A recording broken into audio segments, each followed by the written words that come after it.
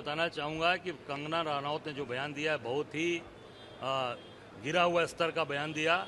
किसान जो हमारा मूल है, हम लोग किसान परिवार से आते हैं, उनकी पूरी तरीके से उनकी चोट किया उन्होंने। किसानों के आंदोलन को उन्होंने उस पर उनके ऊपर आरोप लगाया कि बलात्कारी और मर्डर हुआ। मैं समझता हूं कि कंगना रनौत को पूरे देश के किसानों से माफ़ी मांगनी चाहिए और भारतीय जनता पार्टी को तत्काल उनको निष्कासित करने की कार्रवाई करनी चाहिए। नहीं, लेटर जारी करने से अनुज जी कुछ नहीं होगा। आप कार्रवाई करिए, निष्कासित करिए, क्योंकि भारतीय जनता पार्टी के सिंबल पर वो कमल के फूल पर चुनाव जीत कर आई हैं।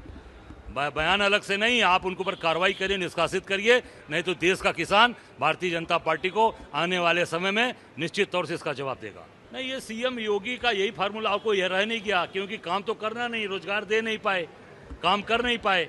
और आप इनसे पूछना मैं चाहूँगा कि आप जो आज बनारस के अंदर इन्होंने इतनी बड़ी यात्रा निकाली, तो पूरे देश के लोग ये जानना चाहते हैं कि शेख हसीना जी को कहाँ छिपा रखा है योगी जी। इसकी भी जानकारी मोदी जी से पूछकर बताइए।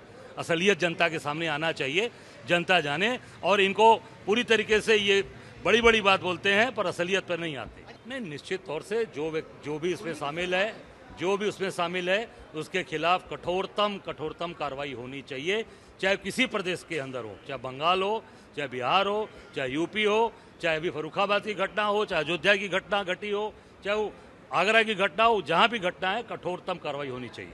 हाँ, ये आपने बहुत ही अच्छा सवाल किया कि आप देख सकते हैं कि हमारे छत्रपति शिवाजी महाराज जो गौरव के प्रतीक हैं हमारे देश के लिए, हमारे राष्ट्र के लिए, उनकी 35 फुट की मूर्ति गिर गई। सोचिए आप, ये भ्रष्टाचार चरम पर है। अभी आपने कुछ दिन पहले देखा होगा, थोड़ी सी आंधी आई थी उज्जैन में, वहाँ पर भी ऋषि मुनि की पूरी मूर्ति गिर गई थी। अभी कुछ दिन पहले आपने देखा होगा राम मंदिर के अंदर भी पानी नीचे टपक रहा था, वहाँ के मुख्य पुजारी सत्येंद्र दास जी ने आरोप लगाया।